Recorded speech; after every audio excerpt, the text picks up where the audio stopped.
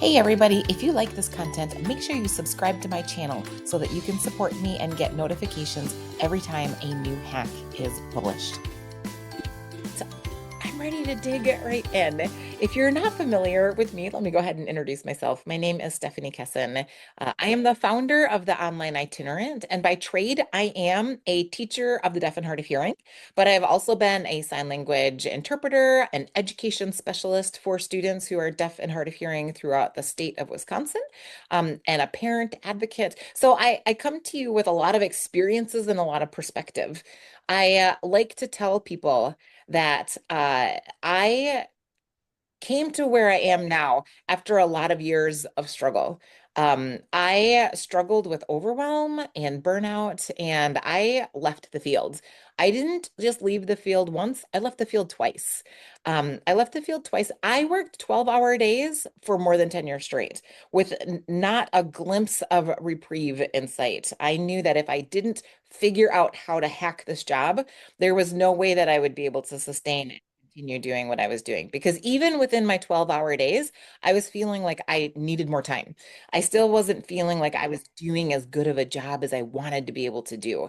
And at the time, I thought, oh, if I only had more hours, that was my answer. But what I learned is that it wasn't about the hours that I put in, it was about being able to figure out how to maximize my time within the hours that I had and be able to feel great and do well for my students within that time without having to work 12-hour days. So I had to figure it out. And I'll be honest, I paid people. I paid a lot of money to get coaches, to pick people's brains, to get classes, to get one-on-one mentoring on how I could be more efficient and do better at my job. So when I launched the online itinerant, my determination was to bring it to you so that you wouldn't go through burnout, so that you wouldn't have to experience what I experienced. And that's why I'm here with you today. The online itinerant truly strives to be able to support you in this job and be able to provide you with the three pillars for success. Those three pillars are professional development when you need it, what you need when you need it, resources and tools when you need it, what you need when you need it, and community when you need it, what you need when you need it. So that's what the online itinerant provides, those three pillars of success. And that is the whole purpose of the Professional Academy, which we'll talk more about later. Today, I'm going to talk about tips for auditory discrimination and building auditory discrimination for our students.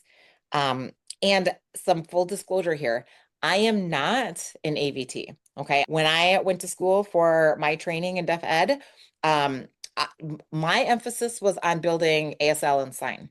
So, what I learned in terms of honing in on building auditory skills and auditory discrimination skills has come to me through on the job and different trainings and different people that I've met with. And I want to tell you to not be afraid of working on auditory skills and auditory training with your students. Don't be nervous about that if you haven't had the full training. Don't be nervous about doing that if you're not an auditory verbal therapist, because our students need these exercises. Our students, if they are functioning as hard of hearing in the classroom, that means they're wearing hearing aids, they've got cochlear implants, they're using listening and spoken language as their primary mode of communication. They need auditory training. Even though I am not an auditory verbal therapist, an AVT, we have some amazing AVTs in our program and in our community. So that is one of the great things about our community, that we have each other, and we've got an amazing community here who can talk to us and work with us on those things. I want you to know, again, to not be afraid to work on these skills because they're important skills for our students. The topic is auditory discrimination. So this is, I like to call it the building that auditory muscle for being able to discriminate between like sounding words. We have to strengthen the brain's ability to be able to hear Analyze and differentiate between sounds that make up words and especially sounds that sound alike. So bat versus pat, or ship versus chip. Now, first of all, we always need to be making sure that we are testing our students to make sure that they are able to hear all the sounds that they are supposed to hear. So is everybody familiar? Is everybody familiar with the Ling test? So we always want to be making sure that our students can hear the Ling sounds. Now, there are 10 of them. There are 10 Ling sounds now. The test has been updated, and maybe there's more. The test that I use has 10 sounds. Is everybody using the 10 sound test? I know some people that are still using the 6. But these are the 10 sounds that we want to make sure that our students with cochlear implants can hear the difference of. That this is a mapping issue. If they're not able to hear the difference in all of these sounds and be able to repeat them or be able to point to them, then you always want to make sure that you are contacting the cochlear implant people and make sure, or if that's hearing aids, contact the audiologist to make sure that their technology is programmed correctly so that they can pick up all of these sounds. Um, when you're doing this listening test, couple little tips. First of all, I recommend that they are not looking at your face when you are doing the test. Because if they're looking at your face, then you give them the opportunity to lip read, which is not a bad thing because lip reading is an important skill. But at that point, you're not testing their accessibility, you're testing lip reading. So if you want to actually make sure that they are able to hear the sounds, then you don't want them to see your face. So I do this, I stand behind my students, right? And I have them in front of me. If I don't have a screen, I don't always travel with, you know what I mean when I say a screen, a hearing screen. Okay. So I don't always have that screen with me. So I have them stand in front of me. I'm behind them and they can't see my face and I do the test. Um, or I'm next to them. If I'm sitting next to them, I might say, before we move on, if they're looking at the computer or something like that, I say, let me just real quick do a test. Don't look at me. I just want to see if you can hear me. I know a lot of people that when they test our students FM, I use the term FM, but their microphone, their personal mic. A lot of people they test this and they will put the mic right here. Here's my mic, and they'll say, okay, can you hear me? But the student is within, 6 inches of them or within a couple feet. And they're asking if the student can hear them through the mic, which isn't actually a test of if they can hear you through the mic. You're just testing if they can hear you from a short distance. So if we actually want to test them from a distance, you want them to go on the other side of the room or even on the other side of the door, right? You want them where they can't hear you otherwise. And then I like to do this test. So I get them away from me and I might even turn my back with the mic on. And then I like to test these sounds that way because then I'm testing two things. First of all, I'm checking to make sure that their equipment is working, but I'm also checking to make sure that they can hear all of the sounds. That's just a little bonus tip.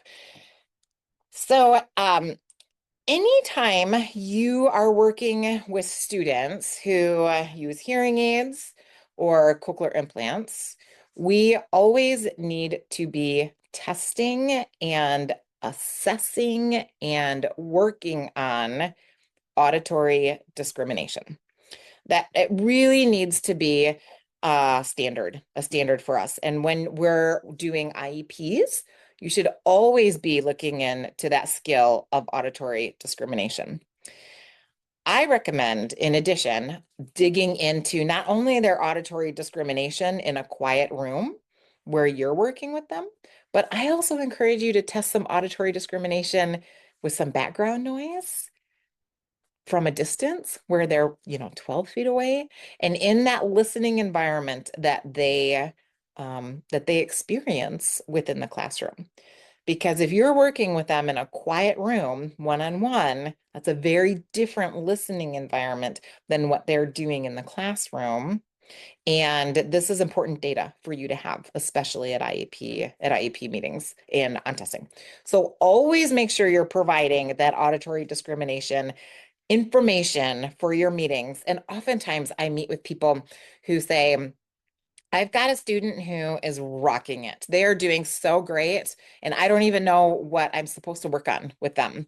Or I don't know, I don't know what kind of goals I should have. And I always ask, how's their auditory discrimination in these different in these different environments? Because that could be a great goal to have. Children who get cochlear implants, they need these auditory workouts, this auditory therapy. They need that to be able to maximize the use of their cochlear implant. The problem is many kids never get that, right? Many kids, they come home from their surgery and either the family didn't know that this was an important part, an important thing for the next step, or they didn't have access to it wherever they live because it's just not a service, a resource, a therapy that is available within their town. And there are a lot of kids, whether it's cochlear implants or hearing aids, that they make some good progress until a certain age. And then they maybe hit a wall and maybe they start to struggle. But these are often the kids who will say to you, I hear everything just fine. I don't struggle with my hearing loss at all. I hear everything perfectly. And I know that they're not hearing perfectly because I hear their mistakes. I see their mistakes. But as far as they're concerned, they are rocking it. They're doing great. So I will often lean into this auditory discrimination for them as they're older, just to help them understand that they maybe have some challenges that they need to be aware of, but also to exercise that muscle to help improve that for them because that's hard. It's hard for kids when you know if they are struggling and they don't realize they're struggling, it's going to show up for them in other places and that's hard sometimes. Or if they do know that they're struggling but they don't want to admit it, that's hard too. And we need to just kind of support them along this journey and support them and help them find ways to identify what their struggles are and then be able to build the muscle so that it's less of a struggle, or just be able to identify what's the struggle and what do they need to do to be able to support those needs. So there are a couple assessments that I really like, but you might have some favorites. I like the auditory staircase, which I'm going to show you in a minute. That is inside of the Professional Academy. The auditory staircase does word discrimination, sound-alike words for all the different places of speech that words could sound alike, but it's not super long. It's like a one pager. It's pretty quick, but it gives a nice, easy snapshot. There's also a test called the compass. And this one, you've got little pictures and you students say what words, point to what words you did. And I love that one. But there's lots of other tests. So I would love for you to put in the chat, what tests do you all like to use to test auditory discrimination? This isn't a test specifically for auditory discrimination, but I do love to do what we call an FLE, so a functional listening evaluation, because again, that gives a picture of how well a student is able to listen to language and words in these different environments. I like to take that same concept of the FLE and I like to do it with like single words. Because when you have the FLE, you're giving sentences and kids can kind of put the sentences together. They can be really savvy with what they're listening to. But if you just do single individual words, they don't have as much to lean on. So it kind of helps give you a sense. So yeah, and Tammy says there's nonsense sentences. That's also a great measurement. I think one of the biggest challenges that we face is when we have older kids that could really benefit from some auditory discrimination. And a lot of times our auditory discrimination materials look very geared towards younger kids, like the Spice, right? It's just it's young pictures, you're playing with toys, different things like that. And it's not really something that we would use with a middle schooler, something like that. But yet, there are plenty of middle schoolers that will really benefit from some auditory discrimination exercises and some practice and a workout with that. because really it's kind of a muscle that we are building when we're working on the skill with our students. The trick with developing auditory discrimination, we need to be intentional about it.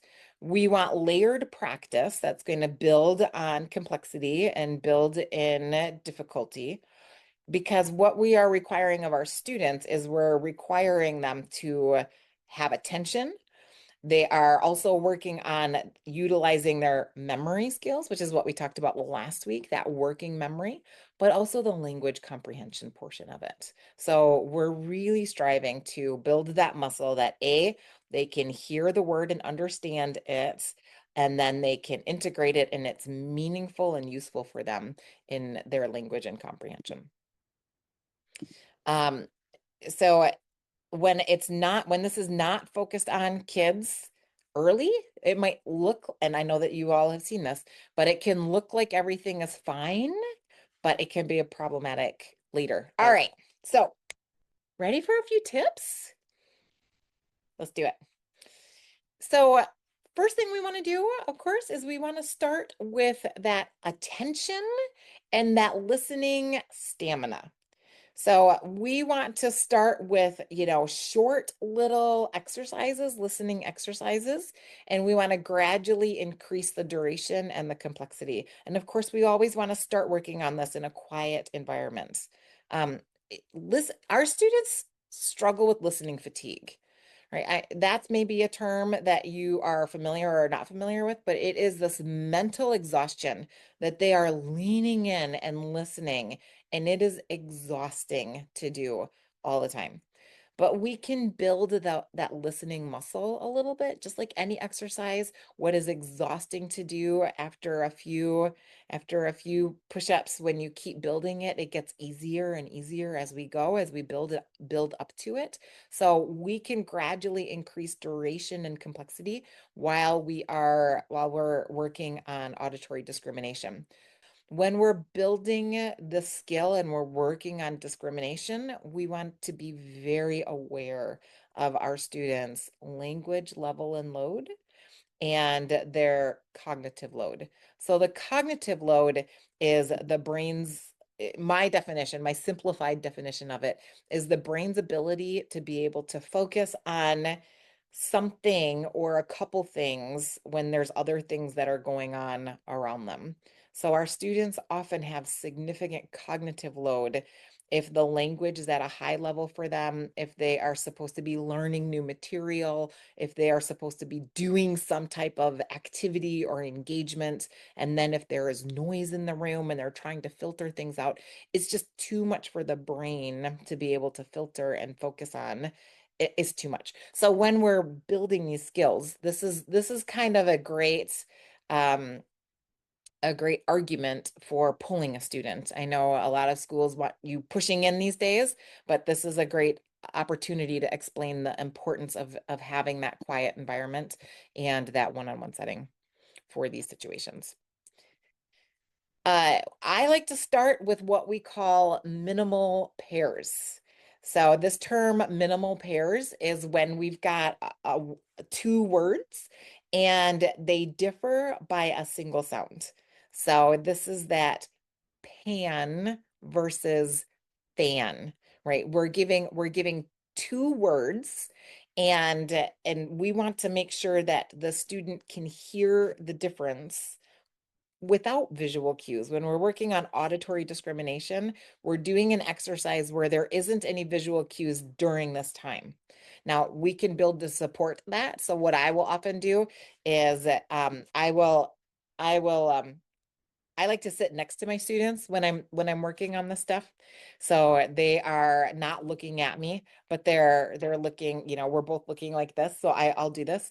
And if they're really struggling, then I'll say, okay, I want you to watch my lips this time. And so then I give them those visual cues, and then they get that. And then I'm like, okay, now let's do it again. Let's practice. And now you've got that help to be able to build that. But if we're really working on that auditory discrimination skill, we need to give them a little bit of a workout without the visual cues, if that's what we're really building. And I will say, if you are working with students who don't use sign language, who are accessing their hearing, then this is a muscle that you do want to build. You do want that time that you are not giving them those visual cues just so they can build that muscle. So anyway, this is how this works. You're probably familiar with this, but if you're not familiar, then you say either one word twice, pan, pan, or you say two words. And the student has pan and fan, and the students, challenge number one is they have to tell you, did you say the same word or did you say different words? You can also say a word and have them repeat what they heard back to you. So that is a good sense of, and you can just do that one word at a time, see how well they are hearing that word and able to discriminate what word you're working on. So minimal pairs, there's lots of activities. The online itinerant has some embedded activities that teaches minimal pairs inside the program. I'm going to show that to you in a little bit. But then the next step, after students are able to discriminate between single words, and they're able to do that all the way through, there's 10 levels of auditory discrimination that I like to work on at the word level. Then we want to move on to short phrases. So now we're going to kind of do two words. So I will say red hat versus bed hat. It doesn't have to make sense. It doesn't have to make sense. The question is, can they hear can they say what they're hearing, and can they discriminate that? And I like to say, can they say that's not a real word. I think I heard you say that, but I don't think that's a word, is it? Because that helps them, that builds in the processing and that kind of like making sense of what they're hearing, so that if they ever do mishear something, they've got that cognitive engagement that they can say, that didn't make sense. I better check my comprehension on that. So we're going to go from one word to, a couple words. We're going to build that. And then we're going to build it into meaningful sentences. And then we could even do some short stories. And I've got a training inside the online itinerant that talks exactly how to do this for kids, and especially our older kids. This is a great, great exercise to build students' stamina, their listening stamina, but it also helps them really understand what they're hearing and what they're missing. When we build these whole sentences and we work on them and have them repeat back to us, then it helps them be engaged in that and helps them recognize, I missed that, I didn't hear that, or I did hear that. I feel really good about this. I can be more engaged in my class. And of course, keep lots of data so that you can see student growth and they can see their student growth. And then the next thing up from that is that we want to use repetition, but then we want to add the variation in here. So you could do these exact same exercises, but let's do it with different people talking. Let's do it in the different environments. Let's go now to the cafeteria and let's do it inside that setting. Let's add the background noise. Let me turn on some music and have this in the background, and let's do the same thing. Let's do it without the FM system. Let's do it from 12 feet away. Let's just kind of build these exercises. And if you can get other people to other people who can do the same exercises, you can have an interpreter, you can have a parent, you can have another student, male versus female, and so that the student can practice listening to other speakers, kids, adults. I mean, that's what we're doing. We're just building that kind of that ability to start with the single words, discriminate between like sounding words, and then build that muscle and build it longer and longer and longer. And in a nutshell, that is how I like to work on the skill of auditory training. Well, it's auditory discrimination, which would be under the umbrella of auditory training. Okay, so if you're a member of the online itinerant, then you have got a place that you can log in. Once you're in your library, then this menu will change slightly. However, from the home page, you can click right here as well, and this will take you to your library. I'm going to zip all the way down to what we call the on-demand trainings. Now, these are the on-demand trainings that have been pre-recorded for you. And not only have they been pre-recorded for you, but they've been broken into bite-sized pieces. So they're typically an hour and 15 minutes, maybe an hour and a half. And we've got some master classes that are 2 hours, but they are broken into 15-minute sections so that you can just listen to them at certain little increments while you're on the road. You can pick up very easily from where you left off, and you can just get what you need to get to when you need to get there. What it looks like for you is this green right here, the professional on-demand trainings. So there are a couple of these that I want to make sure that you are aware of that's in your library. For one, we're going to go to this assessments, IEP, and legal considerations, because what we have in here is the ABCs and XYZs of audiogram training. Because sometimes kids get tested these things inside the booth, and you can see how they're being tested and what they're coming up from the audiologist. And if you watch this training, you will be amazed at what the audiogram tells us and doesn't tell us, depending on who tested the child and what they looked at. So this is really nice for you to kind of see what their hearing technology being programmed at the best that it's programmed, how well they are discriminating things. So that's an important training for you to be aware of. And then the other, that by the way, is under assessments, because the IEP is a type of assessment. I mean, not the IEP, the audiogram is a type of assessment. The other thing, the other training I want to highlight for you is under language and literacy, because this is a language thing that we're looking at. And it is this training right here called Building Speech Perception Skills During Academic Instruction. This is a 2-hour training that's broken up into pieces by Julia West, who is one of the co-creators of the Spice for Life.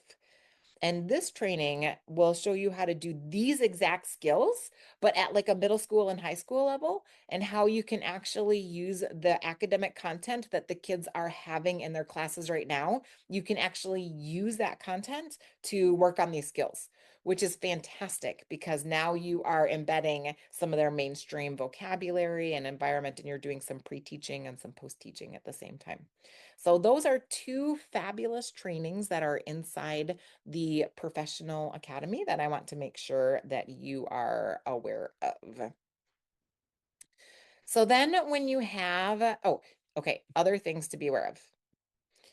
When you are inside of a section, so anytime you're on-demand trainings or in the toolbox or anything like that, if there is a place that you want to be able to pick back up on, so let's say you made it to part 4 or you left off on part 4, you can, let me just pause that. Okay, you can star it. And when you star it, it will now be up at the top of your section here. Let's see, language and literacy. So, whoops, it should be. Why is it not? On-demand trainings. Yep, here it is. So now I start it right here. This is exactly where I picked up. So once it's starred, it will come up and it's called my favorites, but it's what you want to be able to find quickly and easily. So that is something for you to make sure that you're aware of. Also be aware of this little search bar. If there's ever something that you're looking for and you can't find it, then go ahead and use the search bar. It should be able to pop it up and find it for you. So the next thing I'm going to show you is inside my teaching toolbox. So inside the teaching toolbox, these are all of your activities or assessments and resources. It's your toolbox. It's your toolbox of things, your magic, your hats, your magic hats, right? And this particular section, most of the things inside the toolbox are not communication specific, but this one is. So this is obviously exclusive for your auditory training. And then some of the assessments that we're talking about are in the assessments and forms. So somebody asked where the staircase was, the listening staircase. So that is our assessment, and that is right here inside of the assessment section. So this is the learning staircase auditory discrimination test. And if you're not familiar with it, let me just pull it up for you. Um, Here are the guidelines for it. You have the opportunity to click here to download it and make your own copy for it. And then once you do that, here is yours. I'm going to scroll quickly. But you can see what this looks like. You say 2 words, and then you just report on whether they're able to report whether the 2 words that you said were the same or whether they were different. So it goes through all the levels of auditory discrimination, and then it comes out with the score for you. So it's pretty quick. You've got, 39 words here to be able to give, or 40 words to give in a pretty quick amount of time. Okay. The other assessment that I want to make sure that you see is in here in the assessments and forms is there is the functional listening evaluation. That's this one. Now, somebody asked recently about a training on how to do that, which is a great idea. It is outlined in here, and it does walk through everything. And or maybe there is some direction in here on how to do this. Perfect. Maybe it's direction on how to do this. All right, so there is a little training in here on how to use this form and how to do this test. If you're not familiar with the functional listening evaluation, I have to say I think it is one of the most valuable tools that I think I use in my career. It really shows how a student is able to hear and function in their classroom environment. So if it's not something that you have done, definitely reach out to this community or other people and see, and let's get you hooked up with it because it's very, very helpful. Let me see if there's another assessment I want to make sure that you're familiar with is in here. The Vanderbilt fatigue scales is in here. That's very helpful to kind of get a sense of how just tired, how fatigued your students are getting inside of the classroom. Here is the Ling test, the 10 sound test that I mentioned. So these are the assessments that are related to what we're talking about. The other thing that's very helpful that you might like to be aware of is the expanded core curriculum assessment. This has got a checklist for everything that you could ever want to test for our students, including even parent knowledge and technology and all kinds of things. So this is a checklist, an assessment for everything that's in the expanded core curriculum. So a few assessments for you to be aware that you've got at your fingertips. Okay, next we're going to go to that section that I was mentioning is what we call auditory training. So this is the section that is exclusive and specific to building these auditory skills. You can see also the auditory staircase is also in here, and so is the 10 sound Ling test. It's in both of these locations. So once we get in here, these ready to go skills, there's one for every season. And this is my quick, we're going to spend 5 minutes on this. Let's look at the fall one because it's fall, at least around here it is. And we start off with that single word, sweater, weather. So they've got to be able to give you the same or difference. If this is so easy for them, then we can make it a little bit more challenging, put it in noise, give them a little bit of distance. But then after that, we move to the beginning sound of words. So they've got to segment, they've got to listen, squirrel versus squeal, same or different? That's just the first sound. And then the end sound. And then we're building some auditory memory. We're adding, we're just doing some of those things that we talked about. So we've got this. I usually work on it for like 5 minutes. I pick a section and maybe it changes every time. But we've got this for every season there is for you. Here is the minimal pairs section. So this is great for all of the different levels of minimal pairs. So you click on the level, and I do this a couple different ways. For my older students, I don't show them the pictures. I don't show them pictures. I just give them a word and they have to say a word. But what this looks like, this right here is a PowerPoint that you can click on inside. So they've got two words, they've got two pictures here. And I say one of them. I say one of the words and they have to either repeat it or they have to point to it.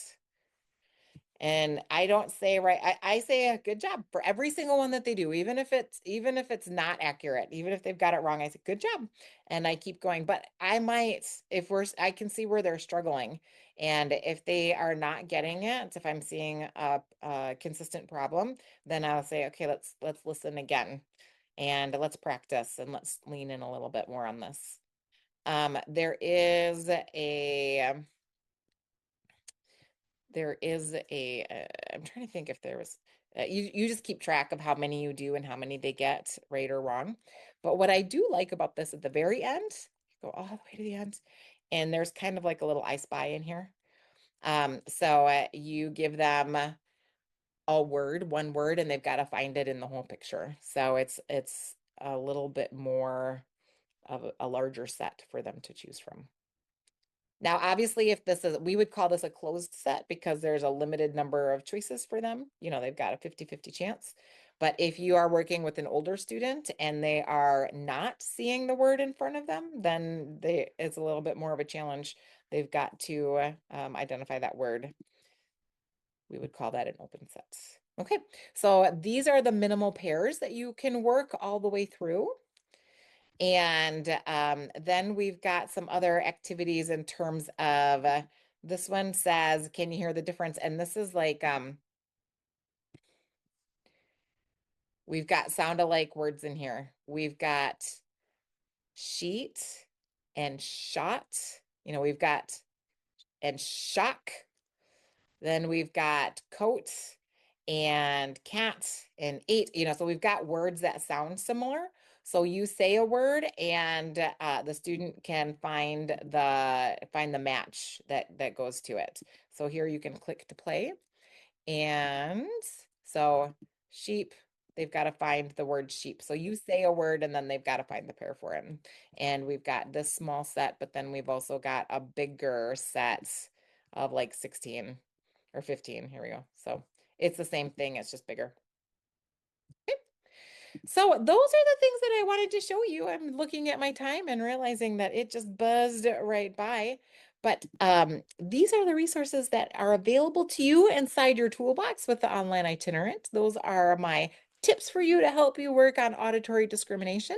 I think what just kind of the take homes that I want to make sure that you've got are just to encourage you to know that you can absolutely build this auditory discrimination skills for your students, and don't be afraid of working on that with them. And it doesn't matter, all ages from littles all the way through high school, and especially if you've got kids who are older and struggling and maybe they don't even they don't have the auditory discrimination skills that we think that they should have, that we want them to have. Don't be afraid to exercise that muscle. And with that, you guys, I am just going to say thank you from the bottom of my heart hanging out with me tonight.